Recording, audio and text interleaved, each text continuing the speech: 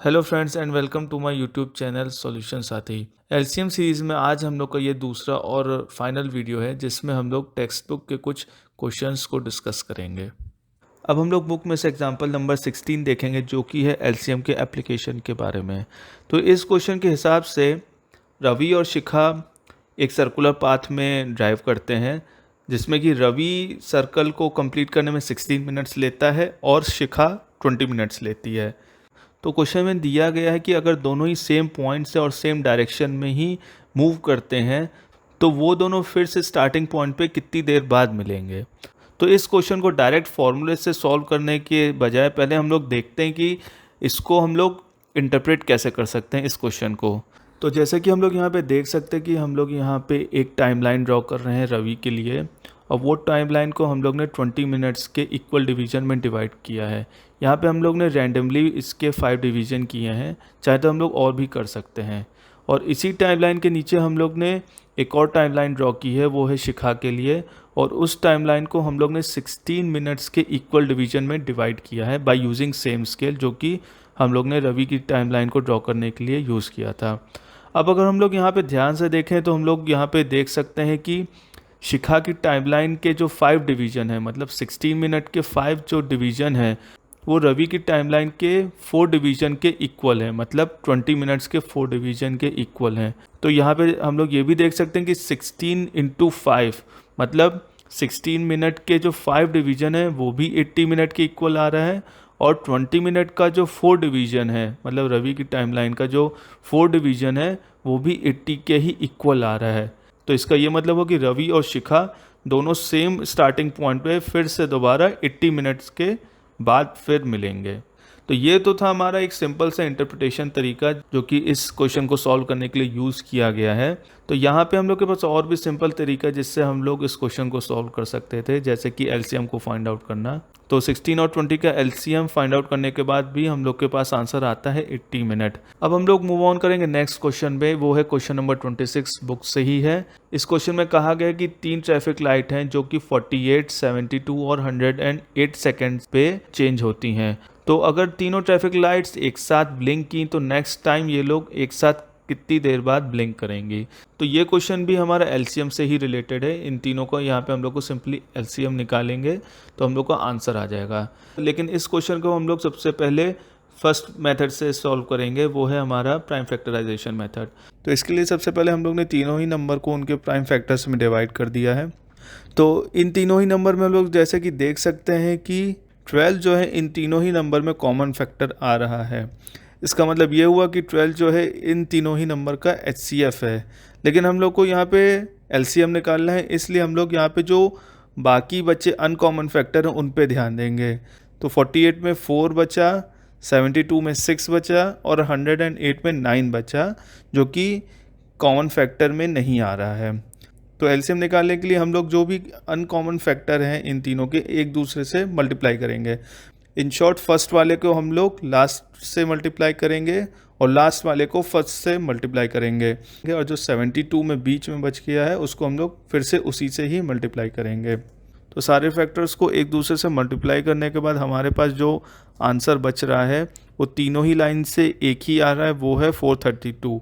यानी कि 432 सेकेंड्स जो है 48, 72 और 108 का एलसीएम होगा। तो अब इसी चीज़ को वेरीफाई करने के लिए हम लोग सेकंड मेथड भी यूज़ करेंगे। सेकंड मेथड हमारा सिंपल है, सक्सेसिव डिवीजन वाला। इस मेथड में हम लोग को कुछ नहीं करना है, हम लोग को सिंपल इन तीनों नंबर्स को डिवाइड करते जाना है, और आखिरी में जब हम लोग का क्वेश्चन 1 बचेगा तो उस केस में हमारे पास जितने भी लेफ्ट साइड में जो नंबर्स बच रहे हैं उन तीनों का जो भी प्रोडक्ट आएगा वो हमारा आंसर होगा। तो इस केस में हमारा आंसर आ रहा है 432 सेकेंड, जिससे हमारा फर्स्ट मेथड से आया हुआ आंसर भी वेरीफाई हो जाता है। लेकिन 432 सेकेंड्स को पहले हम लोग को मिनट्स में बदलना होगा, जिसके लिए हम लोग को 60 से डिवाइड करना होगा। तो 60 से डिवाइड करने के बाद हमारा 432 सेकेंड्स कन्वर्ट हो जाता है 7.2 मिनट्स में। तो जैसा कि क्वेश्चन में दिया गया है कि अगर तीनों ट्रैफिक लाइट्स 8 AM पे एक साथ ब्लिंक कर रही हैं तो नेक्स्ट टाइम ये तीनों ट्रैफिक लाइट्स 8-7 AM पे ब्लिंक करेंगी। तो हम लोग बहुत ही जल्दी से एक और क्वेश्चन देख लेते हैं।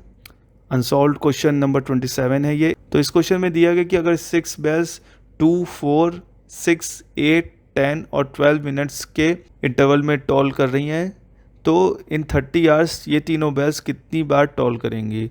तो यहाँ पे सिंपली हम लोग सारे नंबर्स का एलसीएम ले लेंगे, मतलब 2, 4, 6, 8, 10 और 12 का एलसीएम ले लेंगे, और इन सभी का एलसीएम हमारा आ रहा है 120 मिनट्स। तो 120 मिनट्स इक्वल होता है 2 आवर के। तो इसका ये मतलब हुआ कि अगर 2 आवर में सारी बेल्स 1 टाइम टॉल कर रही हैं, तो चूँकि क्वेश्चन में हम लोग को 30 आवर्स का टाइम फ्रेम दिया गया है, तो हम लोग कैलकुलेट करेंगे कि 30 आवर्स में ये सारी बेल्स कितनी बार टॉल करेंगी। तो सॉल्व करने पे हमारा आ रहा है आंसर 15 टाइम। लेकिन ये हमारा जो 15 टाइम है वो हम लोग जो फर्स्ट टाइम जो मतलब 0 आवर से शुरू किए थे वो इसमें इंक्लूड नहीं हो रहा है। इसलिए फाइनल आंसर लाने के लिए हम लोग 15 टाइम में 1 टाइम भी ऐड कर देंगे, जिससे कि हमारा फाइनल आंसर आ जाएगा 16 टाइम। तो अब हम लोग इस वीडियो का सबसे हार्ड क्वेश्चन अब देखने वाले हैं। हार्ड क्वेश्चन इसलिए क्योंकि इस क्वेश्चन का मैंने जहाँ पे भी सॉल्यूशन देखा इंटरनेट पे, वहाँ पे हर जगह इन्होंने डायरेक्ट ही सॉल्व किया गया है, कहीं पे भी इसको एक्सप्लेन करके सॉल्व नहीं किया गया है। इसलिए हम लोग यहाँ पे इस क्वेश्चन को सॉल्व करेंगे और देखेंगे कि किस तरीके से इसको एकदम बेसिक तरीके से हम लोग सॉल्व कर सकते हैं बिना किसी प्रॉब्लम के। तो आइए शुरू करते हैं हमारा ये लास्ट क्वेश्चन इस वीडियो का। तो ये क्वेश्चन कहता है कि find the least number when divided by 8, 12, 20 and 36 leaves remainder 6, 10, 18 and 34 respectively। तो इस क्वेश्चन को सॉल्व करने से पहले सबसे पहले हम लोग याद कर लेते हैं कि हमारे लास्ट वीडियो में हम लोग ने डिस्कस किया था यूक्लिड्स डिवीजन लेमा के बारे में, जिसका फॉर्मूला था d is equal to D into Q plus R. यहाँ पर कैपिटल D जो है डिविडेंड है, स्मॉल d डिवीजर है, q क्वोशंट है और r रिमाइंडर है। तो सबसे पहले हम लोग ये लेट कर लेते हैं कि वो जो लीस्ट नंबर है वो हमारा n है।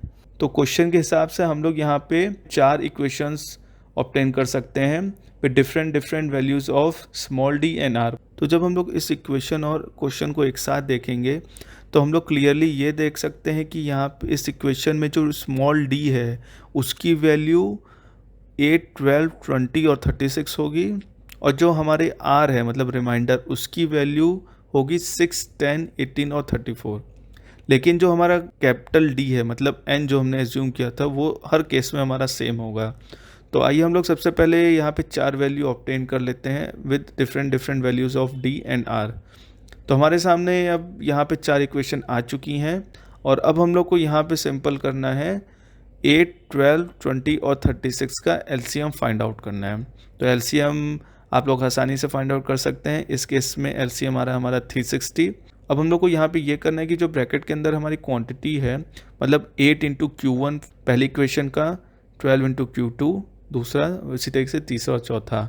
तो अब हम लोग को सिंपली ये करना है कि जो एलसीएम से हमारा आंसर आया है यानी 360, उसको 1 बाई 1 डिवाइड करना है डिवीजर से, और इन सबको जो डिवाइड करने के बाद हमारा जो क्वेश्चन बचेगा वो हमारी डिफरेंट वैल्यूज़ ऑफ क्वेश्चन होगी। तो 360 से डिवाइड करने के बाद हमारी Q1, Q2, Q3 और Q4 की जो वैल्यू आई उसको हम लोग ने इक्वेशंस में पुट कर दिया।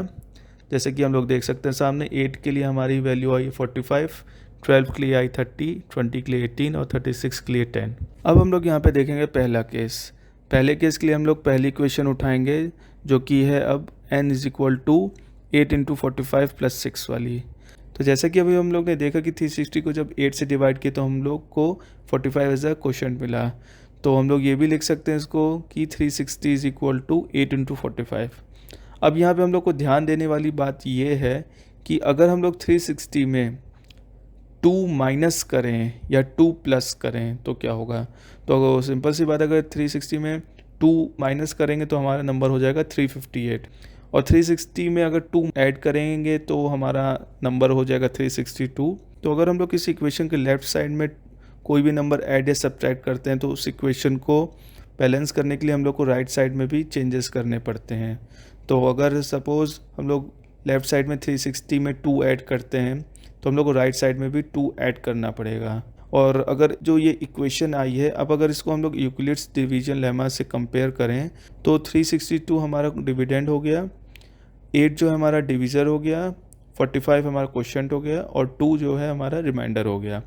उसी तरीके से अगर हम 360 में 2 माइनस करते हैं तो राइट साइड में भी हम लोग को 2 माइनस करना पड़ेगा। तो लेकिन अगर हम लोग ध्यान से देखें तो ब्रैकेट में हम लोग ने लिखा 8 इंटू 45, तो अगर उसमें से हम लोग एक 8 बाहर कर लें तो अंदर ब्रैकेट में बचेगा 8 इंटू 44, क्योंकि एक 8 हमने बाहर ले लिया। और राइट साइड में जब हम लोग ने 2 माइनस किया तो उस 8 में से 2 माइनस हुआ तो कितना राइट साइड में बचेगा 6। तो इस तरीके से हमारे पास एक और इक्वेशन आ गई। और डिवीजन लेमा से कंपेयर करने के बाद हमारा बचता है कि डिविडेंड हमारा 358 हो गया, डिवीजर हो गया 8, क्वोशंट हो गया 44 और रिमाइंडर हो गया 6। अब यही सेम चीज़ हम लोग बाकी तीनों केसेस के लिए भी करेंगे। तो इस तरीके से हमारे जितने भी रिमाइंडर, जो 4 रिमाइंडर आ रहे हैं वो आ रहे हैं 6, 10, 18 और 34, जो कि हमारे क्वेश्चन में दिए गए ही रिमाइंडर हैं। तो और अगर हम लोग ध्यान से देखें जो हमारा डिविडेंड आ रहा है वो चारों ही केसेस में 358 आ रहा है। इसका मतलब है कि हमारा जो आंसर है वो 358 ही होगा। तो फ्रेंड्स, आई होप आप लोग को ये क्वेश्चन अच्छे से समझ में आ गया होगा और साथ ही साथ इस वीडियो में डिस्कस किए गए सारे क्वेश्चन आपको समझ में आ गए होंगे। साथ ही साथ आपको एलसीएम का बेसिक कॉन्सेप्ट भी पता चल गया होगा। अगर आपको मुझसे कोई और भी क्वेश्चन पूछना है इससे रिलेटेड तो आप मुझसे कमेंट सेक्शन में पूछ सकते हैं। अगर आपको ये वीडियो पसंद आया हो तो वीडियो को लाइक ज़रूर करें। चैनल को अगर सब्सक्राइब नहीं किया है तो सब्सक्राइब ज़रूर करें, ताकि मेरे सारे फ्यूचर के नई वीडियो के बारे में आपको नोटिफिकेशन टाइम टू टाइम मिलती रहे। तो तब तक के लिए थैंक यू एंड जय हिंद।